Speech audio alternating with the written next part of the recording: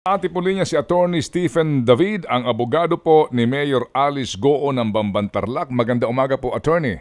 Magandang umaga, Boss Ted. Apo, good morning po, Attorney. Kasama Yes, ko po si Angela para po Yes. sa unang katanungan. Magandang umaga, Angela. Yes, Attorney, good morning po. Thanks for joining us today. Tanungin ko po muna inyong reaksyon dito po sa sinabi ng PAGCOR tungkol po sa sinasabi nilang wala po silang responsibilidad, no, dito po sa issuing ng business permits. Ano po ang inyong reaksyon dito? Wala naman talaga silang pakialam sa pag-issue ng mayor's permit, di ba? Hindi naman trabaho ng PAGCOR yun. Kaya lang ang PAGCOR, ang mayor's permit, kung aaprubahan mo, kailangan may compliant ka, di ba? So dapat, isa yan sa mga requirements yung POGO license. So, kayo po ay naninindigan dun po sa inyong sinabi na dapat din po may pananagutan dito ang PAGCOR. Wala naman ako sinabi may pananagutan ng PAGCOR. Ang sinasabi ko lang, nung nag-apply yung ZUUN Technologies. ZUUN Technology. Compliant sila. Isa yan sa mga sinabit nila doon, yung ano ng PAGCOR. Hindi ko sinabi sila may pananagutan. Okay. Alright, balikan ko lang po ito, Attorney, no? Yung ilan po sa mga dokumentong iniuugnay kay Mayor Guo sa Pogo, itong sinasabi nga nung pagkatapos silang ma-raid ay nakita nga itong electric bill at isang sasakyan na nakapangalan kay Mayor Alice Guo. Ano po ba ang ano natin dito, ang masasabi na yun nga po, yan po ang link nila kay Mayor Alice Guo dito sa Pogo? Malabo yun. Kasi ang... paano po malabo? Hindi, kung yun lang ang link mo, hindi mo pwede i-conclude na ikaw may-ari ng Pogo. Yung, ito paliwanagan natin. Yung lupa na yan, previously pag-aari yan ni Mayor Alice. Yes. Di ba? Ngayon, dumating ang mga investor niya, si Zijian, yung Huang Zijian. Yung lupa, natural, nung mag-start sila mag-commence sila ng construction, and nag-apply sila ng electrical connection, nakapangalan pa kay Mayor Alice yung lupa. So yung ownership, so siya talaga ang ilalagay mo na applicant ng kuryente, electrical connection. Because of that, kaya lumalabas ngayon yung building na nakapangalan sa kanya doon sa lupa, sa mga construction na yan. Kasi ang Pogo dyan, 3 floors lang yan ilang building siya, hindi ako nagkakamali, nasa mahigit 40 structures yung nandyan. Pero yung 3 floors lang ang Pogo dyan. So ngayon, ako nga nabili ako noon na isang maliit na kondo para makakaano. Hanggang ngayon, yung kuryente nakapangalan pa rin doon sa dating may-ari. Hindi ko pa pinapalipat pa rin. Opo, sige po. So Attorney, that's that's well said sa part ho dito sa usapin po ng electric bill. Matanong ko lang po kayo diretsahan. Paano ho namin tatanggapin ang sinasabi po ninyo na ang inyong kliyente hindi nagsisinungaling sa dami ng kanyang inconsistency sa mga simpleng tanong sa kanya? Actually, Boss Ted, hindi naman inconsistency Kasi at that time, first, remember kung saan nanggagaling si Mayor Alice. First time niyang humarap sa ganito ka-formal na investigasyon. So, kahit naman sino siguro humarap sa mga ganito mga batikang senador, ninervyusin ka. So, ang sabi ko sa kanya, pag sumagot ka, sigurado sa alam mo kasi perjury ang aabuti mo, under oath ka. So, ang nangyayari sa kanya, pag hindi siya sure, isabi niya, babalikan ko po kayo, i-check ko po kayo. Kasi gusto niya, sigurado yung sagot niya. Attorney, wala tayong question sa nervyos, no? Sa pressure, tense na tense ka, pero sa ating pong mga pangkaraniwang pong mga mamamayan, simple ho lang naman ang tanong At yung sagot, hindi mo na kinakailangan pag-isipan o balikan kung totoo yung sagot. Halimbawa, ito po, maganda itong si Nancy Gamo na ngayon po nagpapa-interview sa ilang mga media. Si Nancy Gamo ang lumakad sa mga papeles ng Pogo. Tao ito ni Mayor. Nung simpleng tanong lang sa kanya, ito ba'y kilala mo? Hindi ang kanyang sagot. Paano kami maniniwala ka Mayor doon? Ako rin naman nangyayari sa akin yan. Minsan kilala mo yung tao, matagal mo na kasama, 1 taon mo hindi nakita. O minsan, alam mo, kilala mo yun, pero minsan, sino ba yung tao na yan tsaka yung pangalan na yun? Iko-connect mo muna matagal pa. Minsan, kinukumusta ka ni ganito. Sasabihin ko, teka, sino ba yun? Pero kilala mo yun, nakakahiya naman sabihin, hindi mo kilala. Ayaw ko, pakiregards na lang. Minsan, Minsan nangyayari sa atin yan. Siguro Mayor, siguro po attorney, nangyayari sa atin yan minsan, yung mga acquaintance mo noon, kinukumusta ka, hindi mo pero yung yung mismong tao mo na lumalakad sa mga papeles ng Pogo, alam nga naman di mo maalala, attorney. Hindi, nung naalala naman niya, sinabi naman niya. Kinorek na. Opo, okay, sige. Itong kanyang, nung una po, siya lang mag-isa ang anak. Opo, at siya po na nga ay anak daw po sa, alam nyo na. Oo, pero lumabas naman po pala, may mga kapatid daw ho naman siya na hindi naman daw niya kilala. So, yun ho mga ganung bagay. Dahil din po sa nervyos, dahil din po sa, dahil daw po sa nakalimutan niya, paano ho namin tatanggapin yun? Hindi niya sinabing nakalimutan niya, hindi niya sinabing, ganito yan, kasi nandun naman ako sa buong session na yon. Oo. Nung tinanong siya ni Senator Risa, yung isa, yung lalaki, si Men yata yun, si Men, sinabi niya kapatid niya, half-brother. Half-brother sa tatay. Yung isa, kilala niya, pero hindi niya alam kung kapatid niya o kasi ang tatay niya, maraming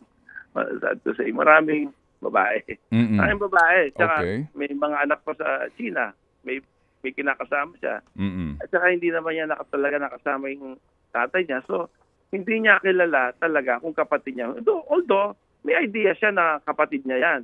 Pero, to be sure, sabi ko nga, sigurado yung may mga sagot mo. Kasi under oath ka. Kaya sabi niya, i-verify niya sa tatay niya. Hindi niya sinabi, hindi niya i-verify pa niya sa tatay. Kaya during the next hearing, sinabi niya, kapatid pala niya yun sa tatay niya. Although kilala niya, kasama niya yan. Opo. Pero para malaman niya kung kapatid niya. Attorney. Oo. Hindi mo alam na kapatid mo, pero kasama mo sa mga biyahe sa abroad. Ilang beses yun? Oo. Attorney naman, paano naman kami maniniwala? At nung kami nagmamasid rito, kaya ang impresyon ng iba nga, parang, di ho ba, parang nababaliktad,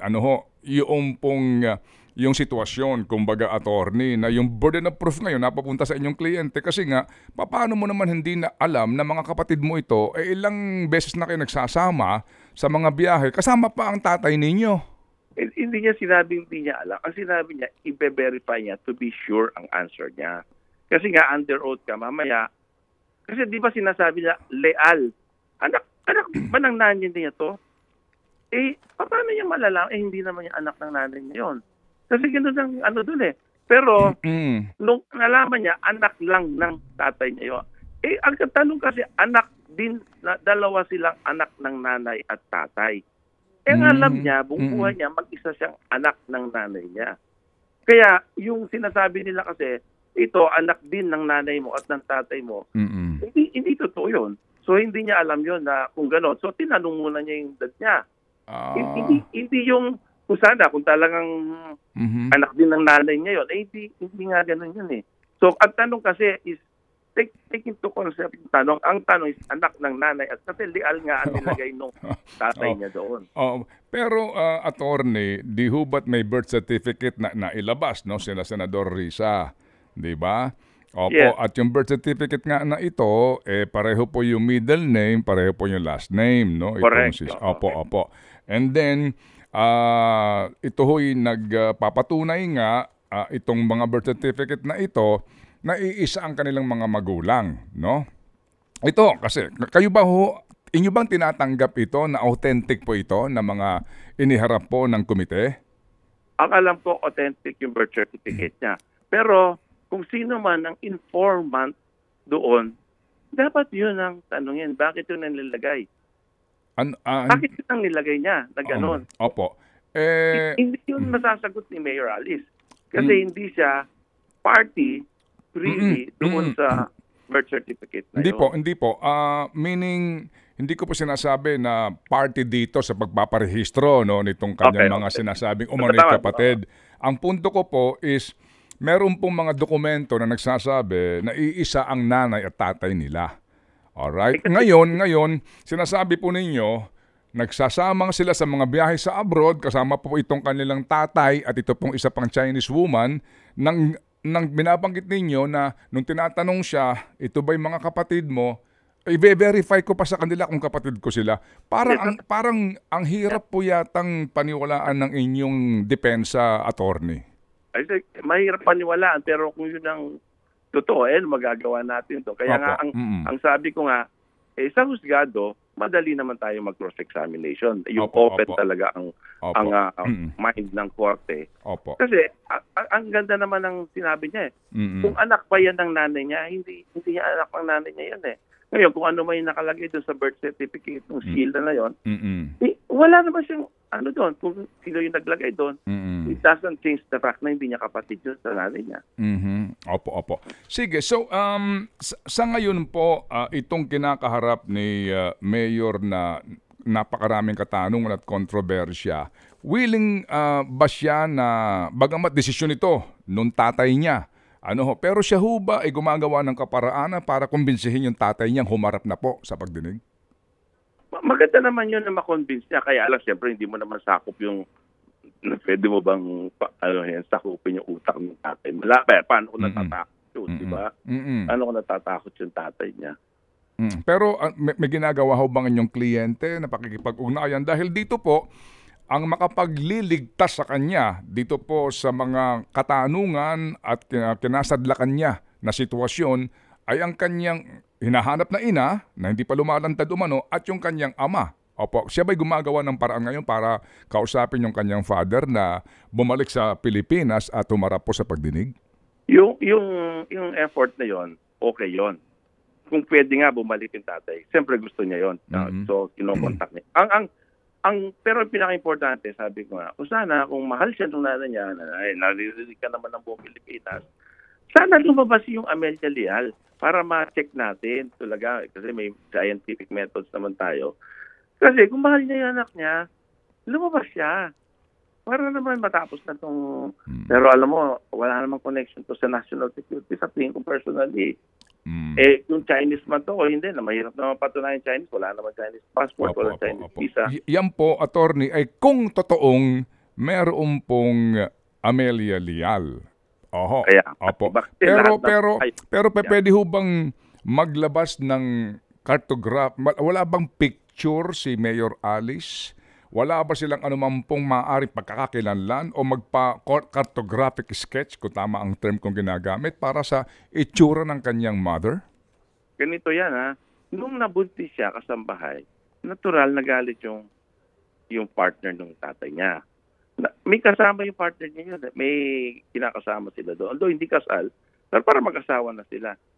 Natural, magagalit yun. Alam mo naman, nakabuntis yung asawa niya. Pinalayas nila yun nung anak yung bata. Mabuti na nga, hindi nila pinaampon kasi yung tatay niya hindi naman pumayag na ipa-adapt yung bata. Pero pinalaki niya sa farm kasi nga ayaw nung makasama nung kanyang kapartner. Dati yung babae, pinalayas nila, hindi nakita ng nanay ni Alice, Mayor Alice yung nanay niya Hindi niya ma-describe ang itsura niya Opo, pero may mga sinasabi nga na lumaki siya doon sa farm at may ibang tao na nakakakilala kung totoo man sa nanay niya. Kasi ito pong birth certificate ni Sheila at saka ni Seaman, isa nanay. So kung pinalayas na itong si Amelia nung kinakasama ng tatay ni Mayor dahil nga sa nagtaksil siya, nagtaksil ng ilang beses to. Kasi, kasi yung premise, kung talagang anak din ba yun, hindi nga anak yun. Sinabi na nga ng tatay niya sa kanya na siya nga lang ang anak ni Amelia.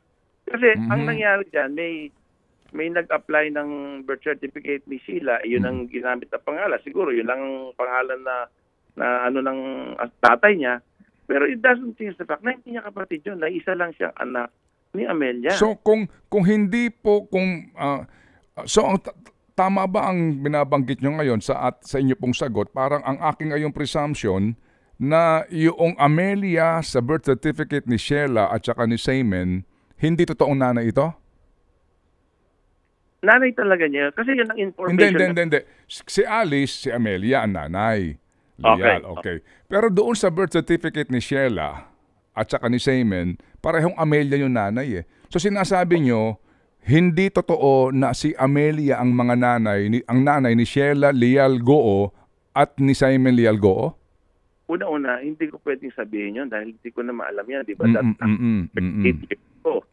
Pero base doon sa admission ng tatay niya sa kanya, siya lang talaga ang anak ni Amelia. Lahat tayo hindi natin alam yun, mas siya alam yun. So hindi ko pwedeng sabihin hindi totoo yun. Di ba? O hindi ko rin pwedeng... Opo. Kasi kung hindi anak ni Amelia, si Sheila at si Seaman, sino nanay nila? O yun nga, hindi ko rin masasagot yan. Ang tatay niya, dapat tama nga sabi mo, Boss Ted eh. Dapat yung tatay niya magsalita dyan. Kasi siya rin, hindi rin niya matasagot yan. Kaya nga, very clearly, bakit hindi siya makasagot agad-agad? Kaya sabi nga niya, i-check ko po, babalikan ko po kayo. Kasi kahit ako, hindi ko masasagot kung talagang kapatid niya yan sa nanay o ano. Okay. Diba? So, ang Opo. Sige. So, sa ngayon po, attorney, ang inyong kliyente ay suspended ng ombudsman. Yes, sir. Opo. And then, meron pa siyang pending daw ho na kaso na baka tax evasion, etc. Alright. Ang inyo hubang kliyente ay, kasi wala pa naman itong hold departure order, ang inyo hubang kliyente walang balak mag-abroad? Wala mo siyang pupuntahang bansa. Hindi siya aalis. Andito na siya. Bakit? Saan siya pupunta? Pilipinas? Wala sa ibang passport. Opo. So, kanya itong haharapin, kumbaga, ang lahat ng mga kasong ito? Yes, sir. Actually, nasagutin na namin yung ombudsman mamaya. Okay. May tanong lang po si Angela bago po ako magpatuloy. Go ahead, Angela. Ituloy ko lang din po itong sa kapatid niya, yung Sheila at si Semen, na sinasabi na kasama din po niya sa pagta-travel. Nasaan po itong dalawang kapatid niya ito? Supposedly na kapatid ngayon. Ay, hindi ko alam. Hindi rin niya alam. Para na ako si Alice. Hindi ko rin alam yan. Sabi ko, siyempre, alam mo naman yung mga Chinese, takot sa kaso, di ba? So, sorry, pero, siyempre, kung ikaw si Sheila, anong gagawin mo? Maglalaylo ka rin, tatakot ka rin eh. Di ba? So, never niya pong nakausap itong dalawang supposedly na hindi niya po alam pero kapatid niya po pala after the Senate hearing? Correct. Sinabi niya, i-check ko po. Hindi niya sinabing, kasi hindi niya talaga alam kung kapatid niya yan sa nanay. Ibig sabihin, hindi. Kasi ang tanong nga, kapatid mo ba to? Kasi leal apelido na anak ng nanay mo, kapatid mo. Ako sasagot ko, hindi ko rin alam, di ba? Hindi ko rin alam, kaya nga i-check ko sa tatay ko. Nung nalaman niya, the next hearing, sinabi niya. Hindi ko nakikita yung inconsistencies doon. Kasi yung tanong kung kapatid niya yun, full. Hindi naman hindi niya kapatid yun Opo. Isa po kasi nga sa kina-question kay Mayor, yung hindi daw po siya nagbabayad ng tamang buwis base daw po sa lifestyle niya. Kaya nga po isa po ito sa isasampang kaso sa kanya sa ombudsman. Ano pong masasabi niyo dito? Well, yung tax evasion na yan, masyadong yan. Malayo yan. Kasi una-una, hindi porke maganda yung lifestyle mo, naka-helicopter ka, tax evader ka. Di ba meron nga, hindi ko nababanggit yung pangalan, di ba? Meron nga mahal-mahal na mga kotse, walang income tax, etc. Pero hindi naman tax evasion. Kasi pwede naman kasi kagaya, sabi nga niya, yung helicopter, ang bulk of it, galing sa tatay niya. Ang tatay niya mayaman, may public factory sa China So, bulk of it, hindi mo naman sasabi income mo yun para i-declare mo sa income tax mo. Ang habulin mo yung donor kasi donation sa kanya yan. Hindi siya. So, it doesn't prove anything na may tax evasion ka just because may kayamanan ka. Paano kung namanan mo sa magulang mo? Opo. Paano kung binigay sa iyo yun? Opo. Attorney, sige po. So, sir, kung ating babalikan ang pinagmulan po ng lahat ng ito, ito ho yung nagsimula noong nung raid dito po sa Baofu dahil nga sa may nakatakas na mga manggagawa, na isang manggagawa. Yung yung Vietnamese, Opo. Kasi, sige.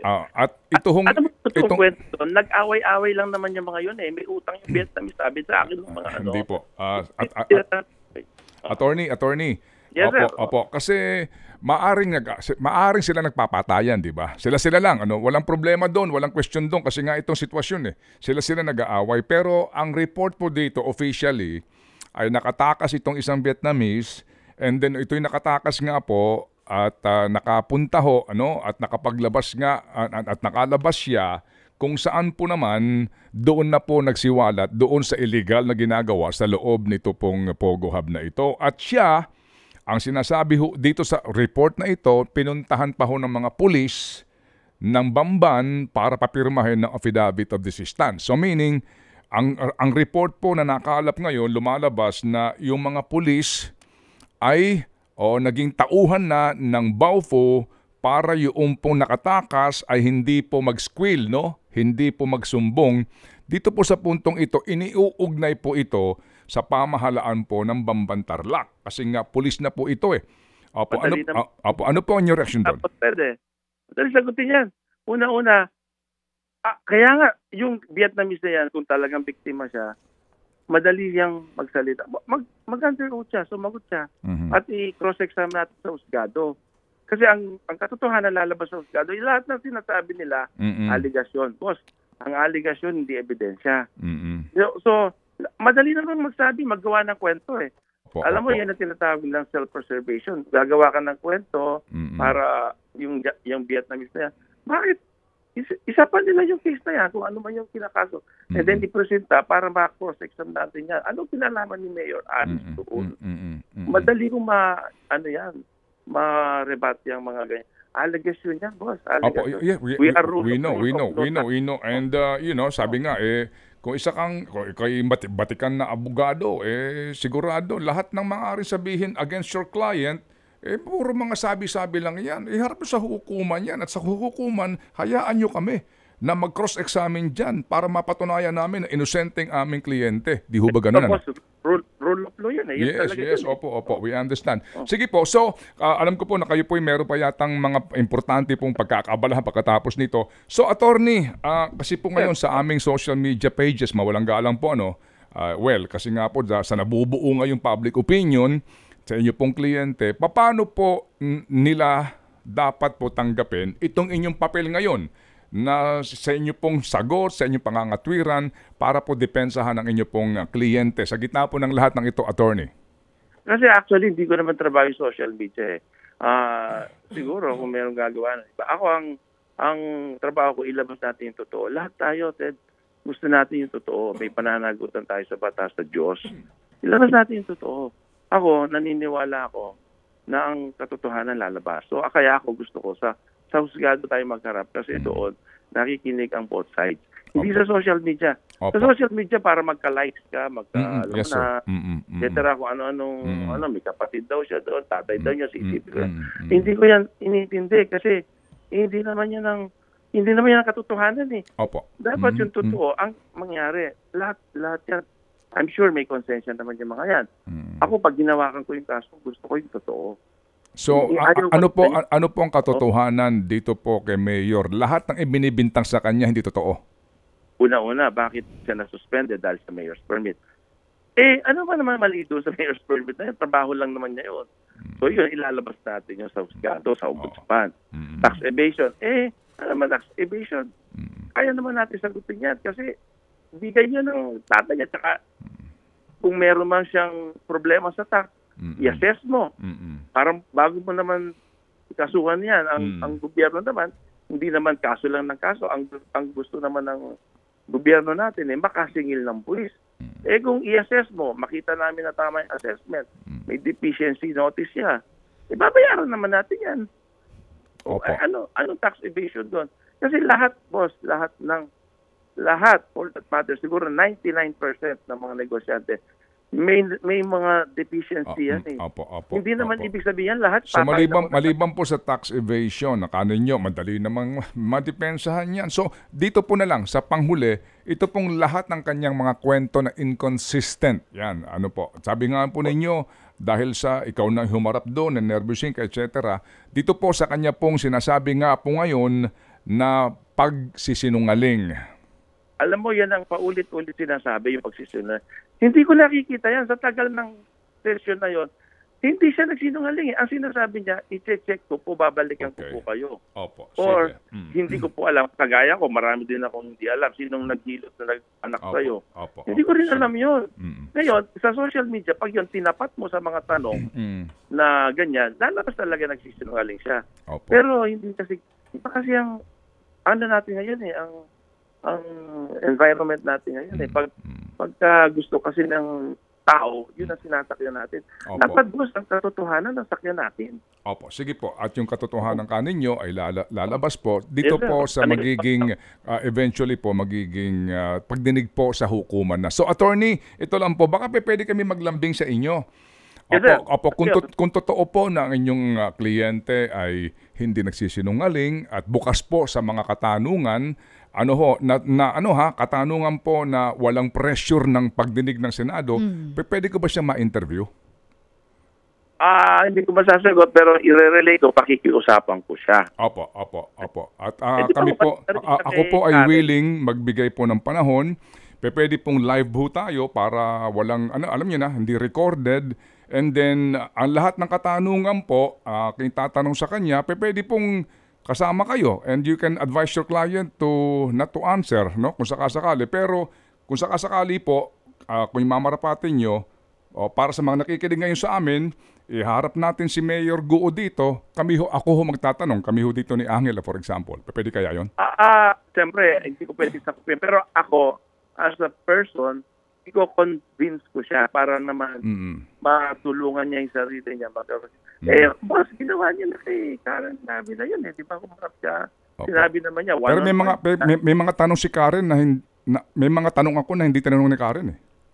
Ay, o kaya nga, boss, sabi ko nga, convince ko siya. Okay, sige po. Hindi mahirap naman sabihin kung yes. Opo, yes sir. Hindi ko kami nagsasabi na napilitin nyo. Ang amin po, lambing lang attorney Attorney Stephen, lambing lang po kung pwede. Pag hindi naman, okay lang po. Opo. Paliwanagan ko siya na kailangan natin ng ganyan para, kasi kailangan din naman talagang ang social media ang publiko para malinis din ang pangalan niya. Una-una, politiko siya. Makakapekto sa kanyang political career. Pero hindi ko pipili. Convince ko siya, papaliwanag. Opo. Sige po. Ang amin lang po ay pakiusap po ito, request. Pero kung hindi po siya papayag, we will respect that, attorney. Igagalang po namin yun. Ito ho lamang po. Para lang ho itong mga nandito ngayon, manahimik din. Kasi dami sa social media. Kami ho, sabi nga ni attorney, hindi siya in charge dyan at wala tayong control sa mga taong ito. Pero yung nga po, ang aming nga pong open lang po, imbitasyon. Maganda yan. Kaya maganda yan para maunawaan din naman ng tao yung side niya. At saka ikaw, magaling ka naman talagang maglabas ng katotohanan Ako, idol kita, boss. Magaling ka. Pinapakinggan kita. Opo. At attorney, magaling din po kayong abogado. Opo. Sa totoo lang din. Opo. Okay. Attorney, kayo nang pong bahala sa amin lambing po. Kung maaari po.